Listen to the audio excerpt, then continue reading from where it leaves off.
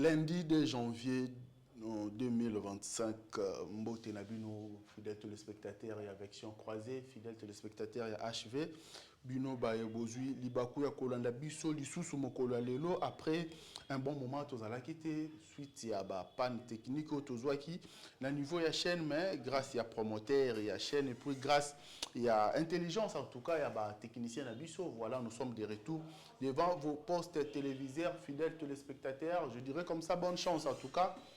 On a tous les finalistes, les candidats, surtout Oyo, Bazo, qui ont présenté examen d'état, Oyo, Namokola Lelo, Bako la dissertation, Bao Baza, na Kinshasa, Bao Baza, na intérieur, Yamboka, Bisika, Nyostezwa, Mibino, bonne chance, Nabino.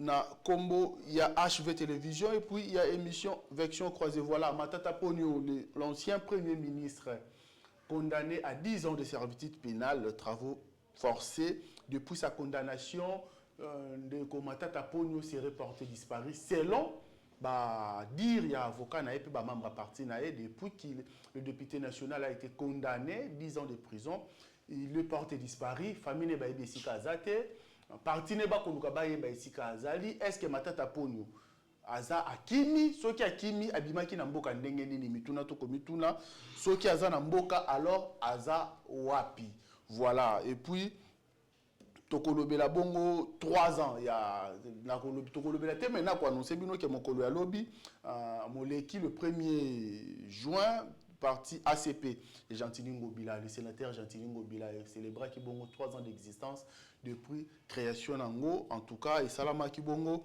na cathédrale Notre-Dame de Kinshasa na commune ya Lingwala esika wapi tout le monde qui mobilisation zala qui vraiment makasi une fois de plus Gentili Ngobila a démontré qu'il connaît le secret en tout cas ya mobilisation ya masse na Kinshasa pour la République démocratique du Congo mais malheureusement ndeko Toms oyo agiraka communication ya Ngobila akimi ba journaliste na mbongo eza makambo ya soni kozala pembeni ya mokonzi pe mokonzi abengisi ba journaliste pour ba couvrir événement yo kimi na mbongo vous êtes là pour aider les autorités mais cette fois-ci vous avez échoué à votre émission ndeko Toms en tout cas ezali soni pour na parti monene lokola ACP ya Gentili Ngobila je tenais à le dire.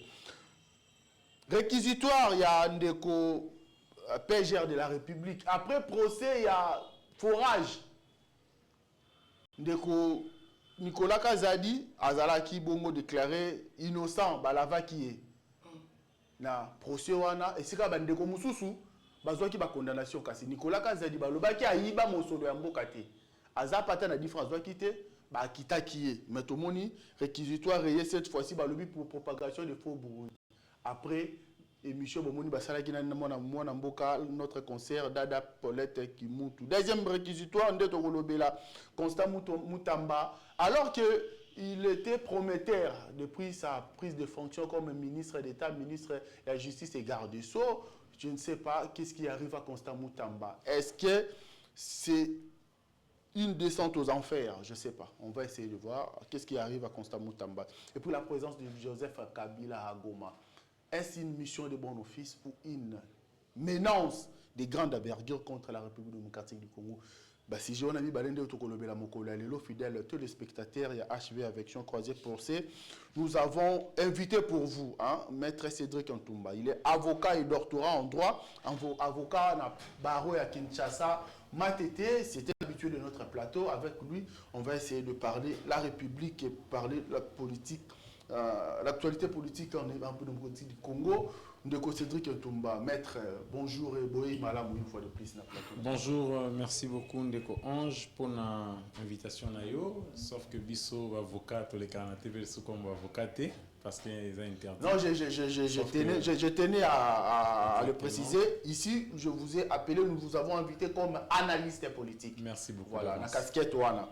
Merci beaucoup à vous également pour la présence nayo et puis na moboko nanga il y a moi aussi le boko mobali pa na bino tout ça pena bona maître lui aussi il est avocat maître Simon Mutoka il est aussi avocat et puis cadre et à parti politique fraternité congolaise ou kamama kana mwana mboka bienvenue à Kilimani maître Simon Mutoka une fois de plus dans plateau avec son croisé mbote nayo. Non mbote monsieur Ange. na sepeli ndenge ozwaki possibilité ya kobenga nga lisusu lelo toza na yo tokosolola makambo nyonso oyo olobi wana mpona avenir ya mboka na biso.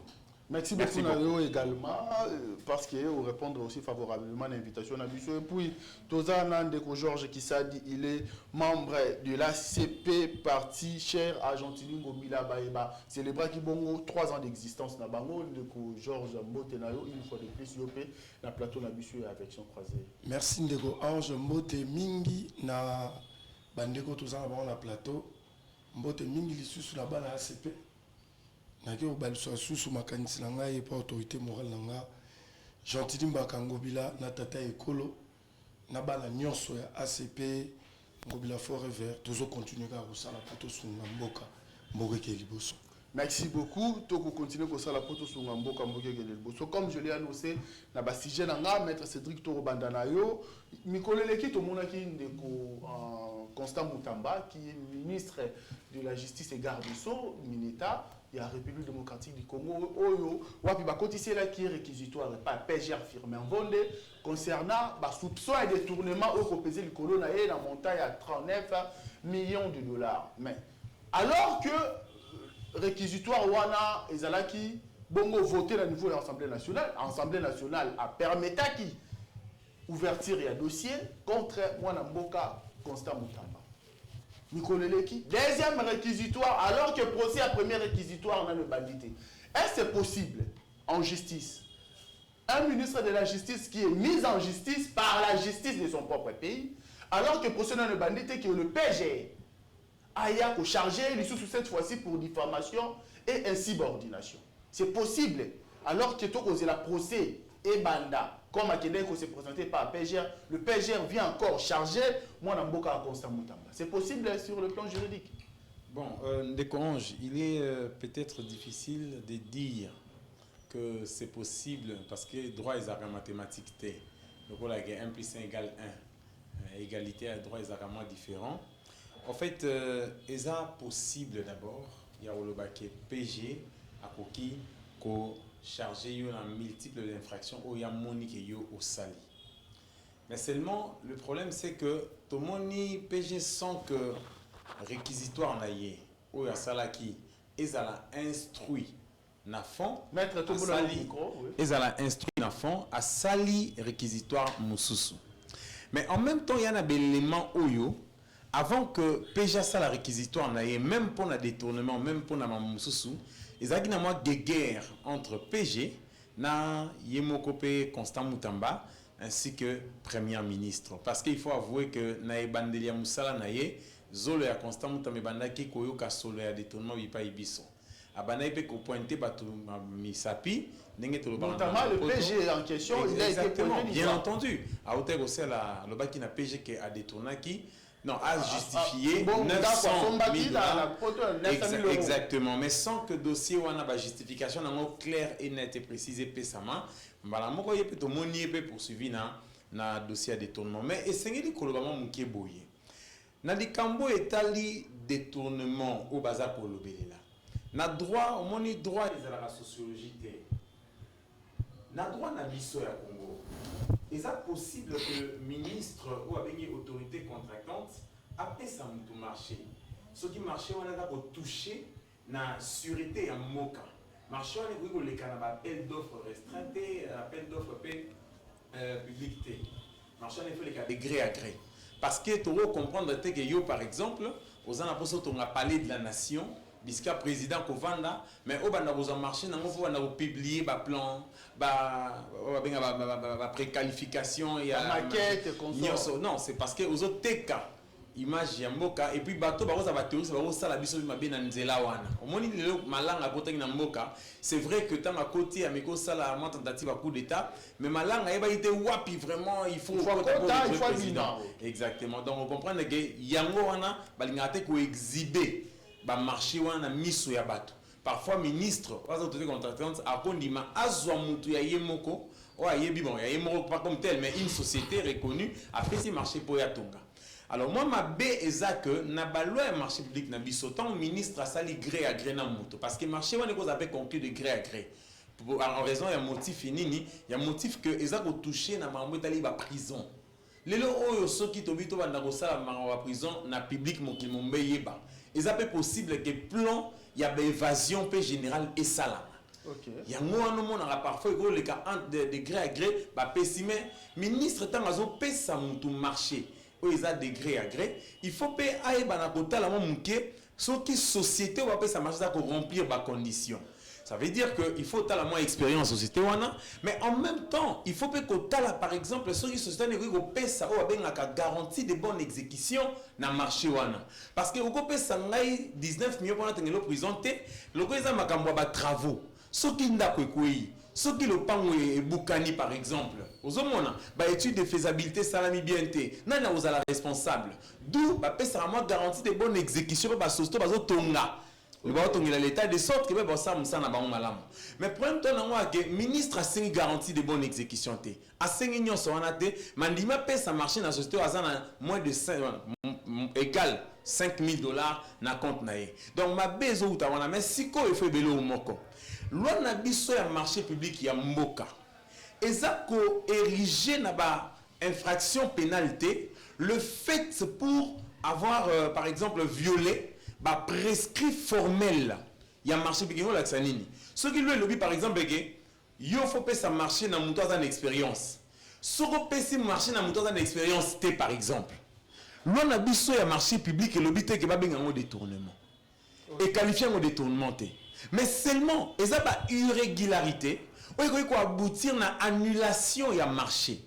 Et ça va irrégularité patente et ko aboutir na ba retirer be mutu marché mais ma béo tozo moneza ni les que na tango yo ba fundi constant mutamba c'est vrai que et dans la auto bengaka ba irrégularité patente ou manifeste alors pour na peut-être que musikate na ngal bara que na kati ya mibe ko marché public ata ministre ba lobi que mbongo ils ont un compte il y a ils ont un compte bloqué si ils ont un compte bloqué ça veut dire que mbongo ils ont détourné. Peut-être que tu as une tentative parce que le ministre a posé un acte ou erreur ou examen manifeste. Mais il faut que tu aies une tentative. Et ça, tu as un acte d'exécution, un acte préparatoire. Acte d'exécution, il y a un monde qui a abouti à une tentative. Il y a un papa ange dans le monde qui a dit que soda est na bomiété. Ce qui va kanginga ba reconnaître pour une tentative il y a meurtre. Mais c'est différent, nakati, c'est différent na ba acte préparatoire. Oh ce qui na otamba na munduki. Okokanga okolobananga tege okonanenga pour na meurtre to assassinat.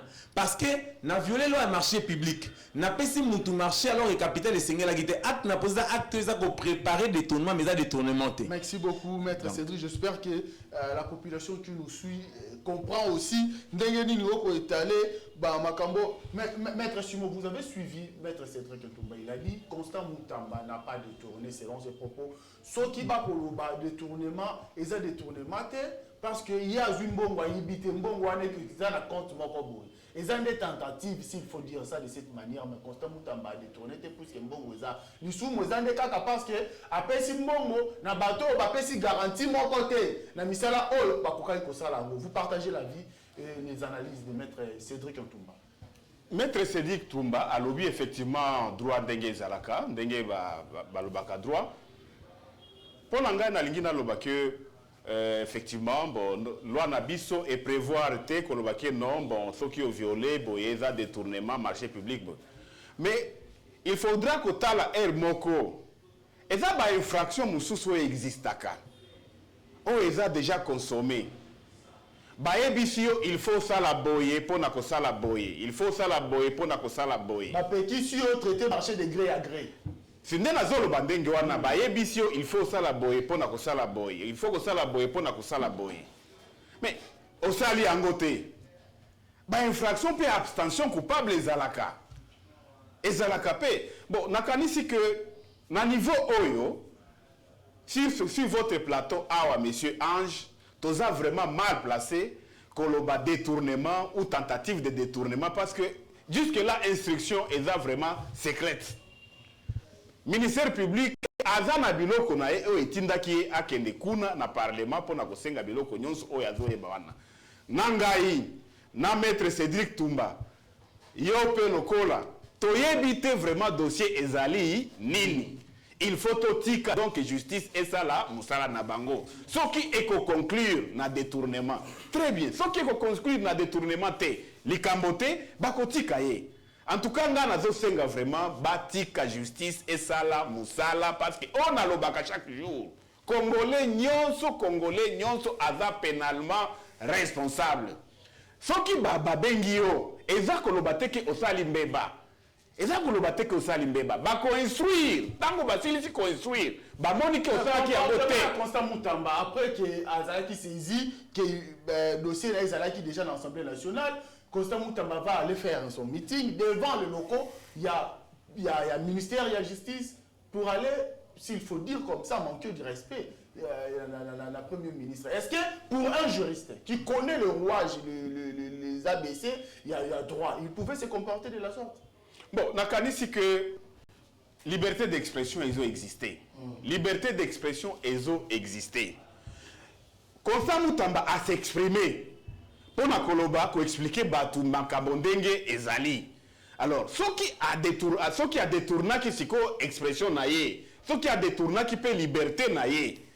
Wana bazuzu bazali wana bakotala pe makambo ndenge kozala mais nazo douter parce que justice ndenge moninga nanga Cédric alobaki droit ezala ba principe eza vraiment capital il ne faudra pas qu'on démontrer que bazo chacharné na ye parce que droit ezalaka d'abord bien sûr biloko nyonso mabe il faut ba sanctionner mais batala capé donc ce n'est pas de l'acharnement batala capé ce qui aussi besoin déjà motupo na liboso boye bokei nango na liboso a mibale lisusu boye et qu'on paraître neteza acharnement bakende d'abord na oyo d'ailleurs na kanisi faux bruit ou bien outrage aux institutions outrage aux institutions ils ont sanctionné plus que au détournement même si va sanctionner na wana détournement ou bien nan et quoi avaler nyonso wana faisant l'application ya nini ya concours d'infraction concours idéal d'infraction ou concours matériel d'infraction. Donc, va démontrer que bazo s'acharner na ye, c'est ça souci na ngai. Dès que basi bazui déjà voit mon kwana, ba kende na wana. Kende na wana, au lieu de manifester que bazo s'acharner na ministre Moutamba. Merci beaucoup, maître Simon de Georges Kisadi, Olandi, maître Cédric. Olandi, maître Simon. Moutamba, lors de sa prise de fonction, alors Kisaki Batouke a hier qu'on luttait contre Banti-Valais, qu'il va mener une guerre contre les détourneurs. Moutamba lui-même est accusé de détournement. Est-ce que c'est une déception pour vous de voir un jeune qui donnait de l'aspiration, qui donnait de l'espoir, aujourd'hui être trempé dans les sacs de dossiers pareils? Merci Ndeko Ange, j'espère Nalandi, maître Cédric, Nalandi, maître Simon. Qu'on a déjà, Bango Baza expert dans la matière. Ce sont des techniciens, voilà. Baza vraiment un vrai technicien, qu'on a vraiment fongoli beaucoup. Oui, mais biso, ba Congolais, surtout jeunesse, on a été combattu tout le temps. Constant Moutamba, il est combattu par bateau kaka. Parce que tout à président de la République. Maître Alobé le Romoro Awa, ceux qui besoin qui déjà Moutuna Mbeba ya liboso. Boke na on a souka. Bon silisa. Est-ce que nenge bazo ke na on a assemblée là ba député bazan. Ndeba kenela na matata mponi. Elle est ndenge morota. Ceux qui Moutabanda ko la vérité par rapport à ba détournement ou banda ko salema na mboka. Ceux qui obanda ko iba mosolo. Il y a lobby et un solo et détournement. Parce que dans ce pays, chaque mois, chaque jour, nous avons des politiciens au Baïbaka. Ceux qui gênent le rôle de Constant Moutamba, qui donnent l'espoir à la jeunesse congolaise.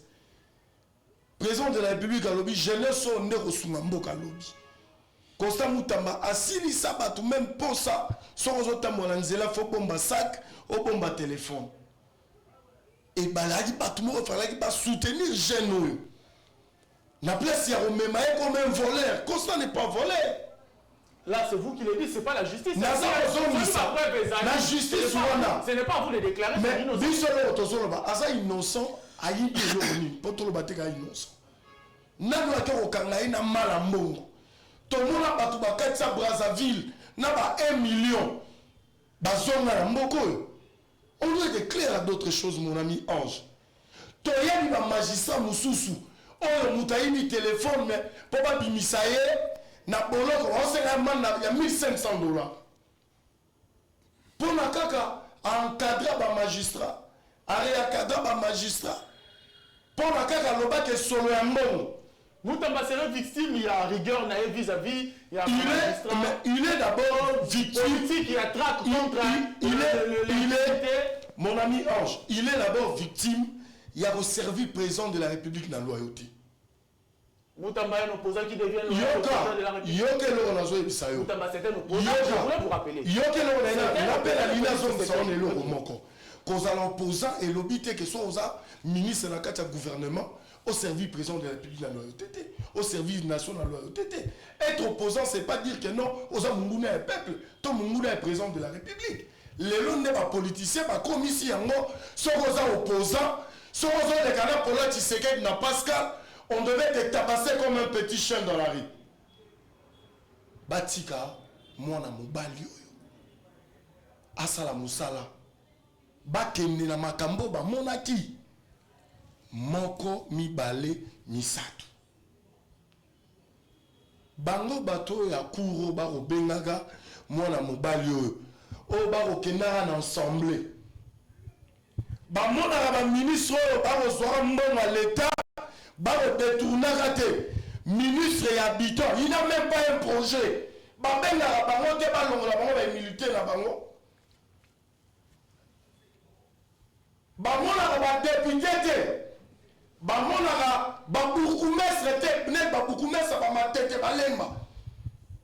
Vous pensez quelque part,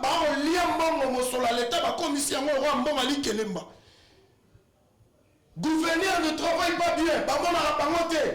Donc, na moku se baï ko moma ni basimba ke mu selon Georges qui ça. Je n'ai pas dit ça. Vis-à-vis à ba victime d'abord, barolinga était dans le gouvernement. Quel que soit maman premier ministre. Maman premier ministre c'est pas une bambeba na ye. Ce qui te dit c'est la batonyoso bisiko basubaki balimbisanga pour la terme. Barolinga batonyoso te. Mais tant que nous jeunes Congolais, je demande au président de la République, même papa la biso Vital Kamerhe. Yo lobaki était jeunesse ndeko pesa forme lobby. Ozana ba masaro na parti lobby ba okoma ba ministre ozana ba camarade na biso ba junior ba okoma lobby ba ministre mais étant que ba père ba kumisara Kabila bazana kati ya gouvernement Tshisekedi o ba soit politique ba commissaire ngolo ko la marchandise d'échange ozaki na Kabila lobby o la poste pour batona yo ndeko ajisela o batona yo ba zwa bisika pour la cosa Moutamba y aura toute une jeunesse qui va se mettre debout.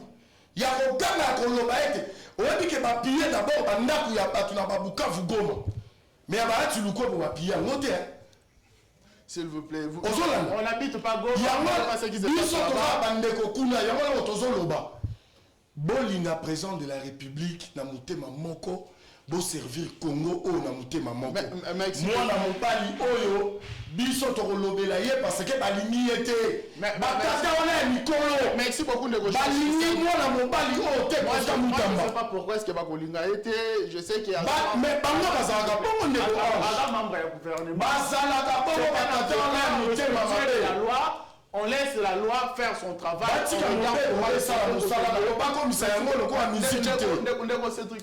Maître Cédric Toumba, ma question, avant de changer de thématique carrément, la 30 secondes seulement, pourquoi est-ce que Ndeko, c'est lui qui était accusé de détournement en bon forage, 70 millions de forage na lampadaire. Après que le procès il a été innocenté, mais le même PGR qui l'a déclaré innocent, le même PGR qui demande encore la levée des immunités, cette fois-ci pour propagation de faux bruits. Est-ce que politiquement, je ne sais pas, les gens voient ça comme un... moi, j'aime beaucoup, il y a bien été comme ça la Mawana. Est-ce que c'est parce que la clameur publique a demandé pourquoi c'est lui? Donc, pour le même dossier, vous l'avez déclaré innocent, cette fois-ci, vous l'appelez pour propagation de faux bruits. Merci beaucoup, Ndeko Ange. 30 secondes, pour toucher mon imingi Ndeko Nangandenga lobby avec beaucoup de vivacité, ce qui prouve à suffisance que fonctionnement est un beau éclairé, et que tu as pour ça un normal. Le plus grand problème, c'est que Naouta Koïb Sabino qui est pour consolider Makambo Bandeko Baoti Koloba. Nabino qui n'a Makambo étali détournement, il faut qu'on y baka. Que ba acte préparatoire, ils allaient sanctionner des. Ba acte préparatoire est comme à sanctionner ce qui y a un moment où constituer infraction. Dans d'autres exemples, il y a port illégal d'armes. Aussi, Mundu qui va pour la mer traitée. Mais pour un port illégal d'armes, acte on a peut-être un qui va éviter. Si quand on pose dans un bon à peut-être un compte à société, compte bloqué, société n'a pas na sala non musalaté, va bloquer mon. Donc bah acte on est à préparer peut-être entre guillemets constriction à prison de notre binanté. Pour d'abord sanctionner pour un détournement, il faut acte on a un constituer infraction. Ça veut dire il faut loyer le baquet, le fait de payer la société ou que ça musalaté mon et ça la sanction à détournement. Or le lobby yango bon te Zolanda. Yango on moni bateau siko ba posa ba acte d'exécution parce que tentative finissa bezani les que le lobby mutoazu makanisi ya kusala mabe pe a poser ba acte o ezo sala ke mabe et salama au point que circonstances extérieures ndeye et empêcher yango siko mutoazu ake azu mbongo to sala forage masali forage te na moi mukuse peut-être pour télévision radio to yebi il faut que détournement de co-ange. Ils ont décimé la population plus que parfois le génocide. Parce que le génocide, il a embrasé la population pour un temps pour reconstituer ma camp. Détourner, ils ont embrasé la génération à la génération. Donc, ce qui est au côté de ce qui est résoudre la famine et la la moitié de la population, c'est que bisto souffrir dans la soto leki. Bana la bisto na bana bisto ba koya ba souffrir na même nzala. Ce qui est ba forage na ba mboka te. Ba forage wana imagine toi que forage moko na ndenge to yebeli. Ils ont parfois $5,000. Mais si on tenir compte à déplacement, on a 50 000 ainsi de suite. Mais si forage manque $297 000. On mboka toi na ngweza yake so bato ngba sali kambo bazwa mbongo. Il faut pas justifier mon wana na mutu ya peuple congolais, c'est-à-dire il faut ministre concevoir projet. Alors projet oyo tozo tia ba forage na ba territoire ya mboka parce que ça exacté. Tant que comme ministre finance dans le big non il faut to forage. Na ke mo mukose to forage. Mais na forage wana ba bimisi mbongo. Tant que mbongo bimi bazobeta machine ndenge nini tolimisa mbongo oyo pona musesa matin bato bayebate siko en même temps bato bana kazumba bazana masimanimba bakomona pasi wana ya mai siko yo monsieur Ange tant yo bo kenda masimanimba beta moi tour ndenge bandi musubo so beta kenda beta na ba Équateur ça dit soki pasi ya mai ezakuna yo po osibir yango mobutu après 32 ans to ka ke lisusu te bakoko na pe to ka bango te mais il semble que bako kwa mobutu bakepe Équateur bako souffrir na même ça veut dire que ba détourner ça makawana et ko souffrir ba génération na ba génération bref pendant baké koya ko sala dossier où etali ya ministre Nicolas Kazadi bon en fait en réalité peuple congolais dans yoki likamuke yondo bimisa ki mbongo $297 000 mais ba disculper yo toyebike na makambo tali ba détournement ya ba marché public il faut ba relo moko ministre ya budget azalaka na pouvoir ya kosakanate parce que yenda approuvaka ministre ya finance nda ordonnaka pona ba futa ça dit soki yo approuvé te ngana ko futa te pe loi lo ba te que ministre ya finance il faut ça non yenda ko futa si quand on ministre de finance a moni dossier a foutu yango quand même malgré mbongo ebele wana bo disculper na mode d'urgence na mode d'urgence ça dit que quand les capes ministre budgété bo disculper to est-ce qu'on a les cambo etali faubri détourner à 20 ans il y a travaux forcés na Congo le roi ba travaux forcés c'est exécuté raté yango mutu nyonso o azela ka mesure d'exécution à travaux forcés au président pour fixer ka ndake ndabozelango na prison ndomoni tant ba connaît mata ponyo il faut qu'il est na prison a que nos là mesure wana zo un jour donc pour na rochiter dans le baraka que procureur général à comprendre que na dossier au etali mutamba soki na ke na aboutir na dossier na suka to ko annuler marché ba repesa en société mususu asa musala opportunité à condamnation gozala et gozala te d'où il faut na ba lancer la deuxième dossier. Deuxième dossier où est nini makambo tikoloba ya outrage à magistrat. Or na kati ya dossier de magistrat ana ba preuve moko très éloquente, très évidente. To na kaya Kazadi. Ni quoi Kazadi au tikoloba. Alors il va vérité ou déranger mokili. Mais à un moment le procureur peut na tourner ça nini à ça le deuxième dossier pour nous rattraper. Bref, j'aurais voulu que toute la justice il y a 2 poids 2 mesures. justice à double vitesse. Justice au somme tout nyoza sali likambu na lolenge moko bo condamné pe lolenge wana. Ozomona. Merci maître. Merci maître, j'espère que la population qui nous suit comprend aussi maître par rapport au dossier Nicolas Kazadi à perquisition plutôt réquisitoire contre Nicolas Kazadi. Moi 30 secondes pour toi avancer. Bon, en tout cas, dans la vérité, vraiment, Nazaki est un peu déçu. Nazaki déçu tant qu'on a période de wananini il y a forage. Procureur général Alobaki Atiaki est hors cause. Nazaki vraiment déçu parce que Nandenge maître Sedil Tumbaye Kolobawa, Nandenge Bamsope Balobiawa, avec mode d'urgence, Ndenge a Futaki Kambongo, Ndenge wana vraiment ba indice sérieux bandaki ko peser na yepe. Yango wana vraiment tolobaki ya période wana que justice na biso et o ezalaki malade et kufi sikoyo. Bon, ce qui procureur général maintenant a eko se rattraper. A eko se rattraper pour na biloko oyo penza le député national Nicolas Kazadi alobaki oyo etiaki penza sécurité ya mboka en danger. En tout cas, vraiment coup de chapeau pour na procureur général.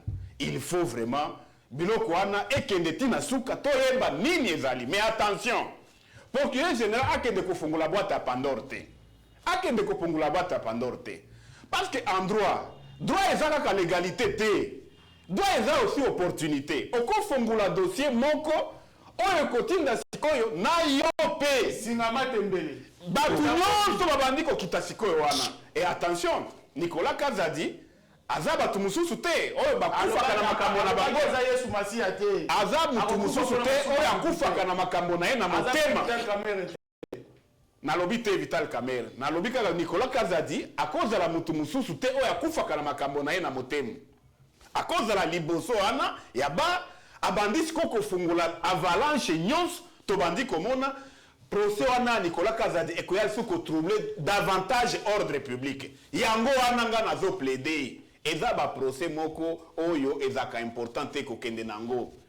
En tout cas pona eloko wana lobaki ndenge ba poursuivaki te détournement to monaki liboso. Nazo mona vraiment que au réquisitoire basali pona faux bruit pona nini vraiment c'est il y a une opportunité de poursuite dans Merci beaucoup, maître. Nous annonçons carrément le deuxième sujet, mais Toko Bandana Ndeko Georges Kisadi, Toko Tana sujet, Nicolas Kazadi pour le deuxième sujet, président Joseph Kabila, l'ancien président qui séjourne depuis un certain moment dans la ville de Goma, il y a un territoire occupé par le rebelle M23 et AFC, Joseph Kabila. Depuis sa sortie médiatique, il avait annoncé qu'il allait séjourner à Goma. 2 jours après, il est parti à Goma. Mais cela vient tout simplement confirmer ce que le chef de l'État disait depuis 2024, que l'axe M23 serait l'œuvre de Joseph Kabila. Aujourd'hui, Joseph Kabila à Goma, est-ce que c'est pour une mission de bon office? Parce qu'on annonce qu'il est en train, notamment, de consulter la classe social union surtout qu'on a la ville de Goma, solo là qui n'a pas professeur à l'université, solo là pas parti politique, solo là n'a pas maman, solo là n'a pas sango, n'a pas pasteur et consort. Mais est-ce que c'est pour une mission de bons offices ou c'est un danger pour la République? Ndeko Georges Kisadi, 2 minutes pour la CG à Joseph Kabila et puis ceux qui ont le Banamakambuya Ndeko Nicolas Kazadi pour toper sa ronde après toutes ces missions. Merci Ndeko Ange. Ndeko Ange, la ligne Baxelo Romoko, à ce qui concerne les problèmes, il y a Ndeko Nicolas Kazadi. Au début, les bandeliers à dossier, on a les mobilisés, à la dit gouverneur, et puis il y a Potaka et Bouzoba, lampadaire. Mobilisation la point de presse à l'Oba était atamé à Moko, place et côté là, place et bimé là, aïebakate. Bon, là, na bateau, bazora Moussolo, Pongaï.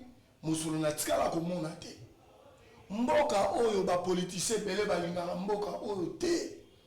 Comment ça fait-il la padere koko zala $350 mais yo na kati ya dossier à l'état o comme $1400 pe dossier on au compte na budget tili ya la finance yo mo sombi obimisi okepe o sombi te le roi ba peuple ga neto ya koloba awa panzi likolo ndeto yako mona yango batindi yango na gouvernement provincial hôtel de ville babanda kochacha. Vous devez avoir pitié de ce pays, même pitié de ce peuple. Bon lingi ba château, ça vient de Koufa. Vous voulez des châteaux. Vous voulez l'immeuble de 7 niveaux, 13, 14 niveaux. Mobutu Akena Bongo. À ta veste, il y a $2000, là, ça a été. Ça devait vous apprendre qu'on va servir la nation. Politique, ça, où vous étiez. Merci beaucoup. Yango wana tozongela Sujet la biso. Sujet de Kabila.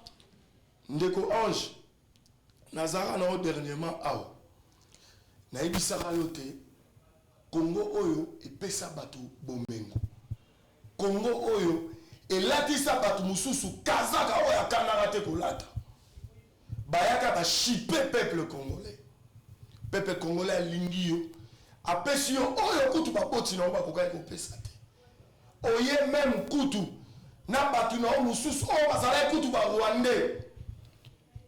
Mais congolais ndimi kolata bango ba nationalité ya ba congolais. Komona Mutuloko la Moïse Nyamugabo, on a dit sénateur, plusieurs fois député avec Kabila.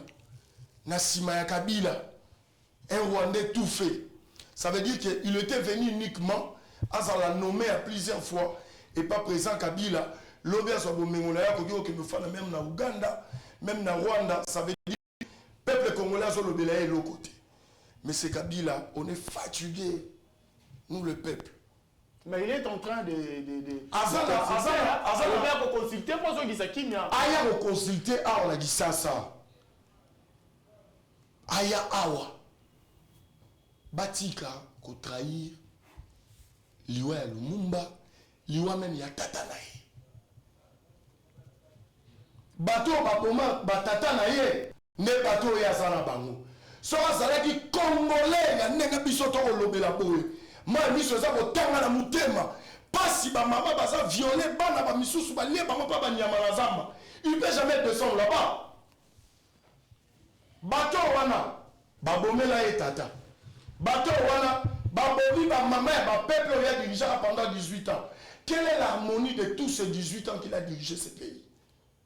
Histoire ba kosa ya moté. Merci. Mais so razo kota a kosa histoire 60 ans na même là, sur le président de la République, Borolongo Laraye qui a président de la République Namboka. Merci beaucoup de Georges Kissa, du maître Simon Mutoka, Joseph Kabila à Goma. Est-ce pour une bonne mission d'une bonne office? C'est un danger permanent parce que Kabila a dit il n'est pas là pour faire la guerre, il est parti consulter toutes les couches sociales pour amener la paix en République démocratique. On n'oublie pas, il a dirigé le Congo pendant 18 ans, il connaît le vrai problème qui ronge le peuple. Depuis Kalawan, il fallait qu'il y ait consulter. Maître Simon. Qui ça dit Georges? Monique Ozana vraiment na koloba nakanda. Ozana koloba nakanda vraiment c'est tout à fait normal pour na mboka. Mais nalinga ki quand même na pesa moi maloba muke na biloko lobi wana. Parce que yango wana ndezo tinda biso na ba makambo ya makasi pour rien.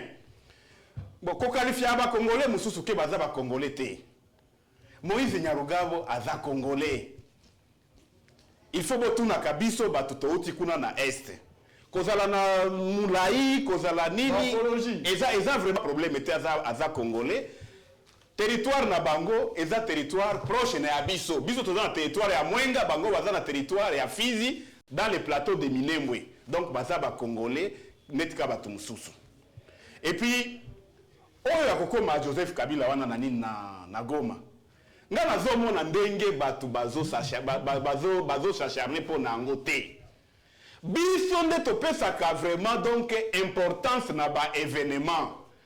N'importe qui oyo alingi akokende na mboka na bango amoni batu na ye basololi mais mutu aza na imperium aza Félix Antoine Tshisekedi azali.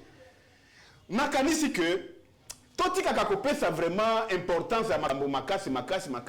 Après on to komi lo kabino moko ko biso moko koloba ke no ndenge aza kuna donc eza boye alors que ce qui to si eza na menace te. Pour nanga présence na eza menace te. Eza neti congolais nyonso aza na mboka ngana ke na ba Congo, ngana ke na Mwenga, ngana ke na Goma, mais dans les temps anciens aussi. Et toi Tshisekedi Tanga RCD akendaki na nini na Goma. Est-ce que ça là qui vraiment donc pays ekufa ki pona ngo président Joseph Kabila ndazaki président période de wana. Josenani Etienne Tshisekedi azaki akitaki na Goma. totiaki yango kate akendaki kuna azongi basali pe alliance pour la sauvegarde du dialogue intercongolais mais tango azongaki kuna tosalaki accord global inclusif oyo esovaki mboka peut-être oyo présence ya Kabila kuna ekosala pe azwa bacontacte mosusu mpona mboka ezala sauve. Donc to aggraver likambo te eza congolais azali na mboka akoya pe awa soki bakonzi bazali bandimeli afanda awa akoya pe awa akofanda akokende na Bakongo akende na Lubumbashi. Donc toti yango événement te namoni pe danger moko te ndenge aza non l'événement ce n'est pas un danger également. C'est oui. Maître Simon Mutoka, Maître Cédric, nous sommes à la fin. Nous clôturez l'émission. Non, et ça non événement te. C'est un événement parce que c'est un ancien président de la République où a se retrouvé quelque part. Mais oyo bazoti a ampleur que eza danger pour na Congo, ngana zomo nango eza danger te peut-être et cause walikambo moko kuna o eko sauver mboka et que de liboso. Voilà, président Joseph Kabila, il est en train de consulter à Goma. Maître Simon Lobi, eza nango danger te, c'est un Congolais qui est chez lui au Congo et puis il est avec ce frère. Ce n'est pas un danger d'un président de la République d'aller séjourner là où il y a le rebelle. Les rebelles qui attaquent le pays dont il a gouverné, il a dirigé pendant 18 ans. Merci beaucoup, monsieur Ndeko Ange.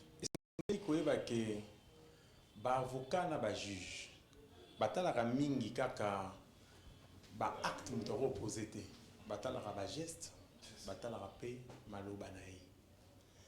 Kabila comprendaki que à perdre vitesse à pédale naï. Kabila comprenait qu'en réalité, il fallait qu'il pas que à tenir parole en Afrique du Sud. Pour créditer, pour crédibiliser la revendication, il y a M23 AFC.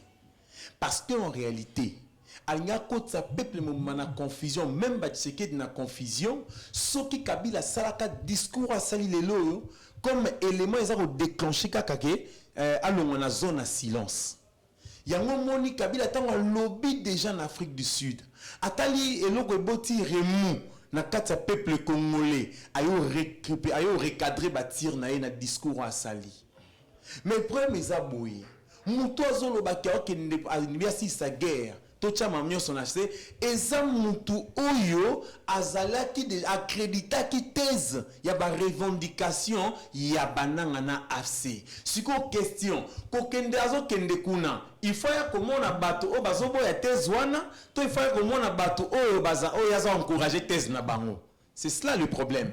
Mais tant que on a point de vue morona yo, mais nazo ye pas na yo pour na aussi sa guerre. En même temps naza déjà pour ba oyo réclamer. Donc en réalité consultation ndaka ça la donner na Congo. Mais bien entendu, il faut y a pas bato o bazo boya tezo yo za ko encourager. Ça c'est de 1. De 2, il faut démontrer biso tant que n'est pas bata Bukavu to bata Goma. O démontrer biso que batwana point de vue bande ko pesa ba réclamation na bango na revendication na bango nga Kabila na moni que sous juste te yango na wo ke na sisa na bitumba oyo to comprendre que au loin na camp ya bango ya mamobe na Afrique du Sud au komisko na camp ya bafachi ozona na Ndeko Ange maintenant yo tango ke biska o ozada wa point de vue na bango mais biso tikali na imbroglio na confusion to be sous te yango moni pona nga. En fait, Kabila est inopportun à tenir parole en Afrique du Sud. Tu es bien ma casse dans silence naïe.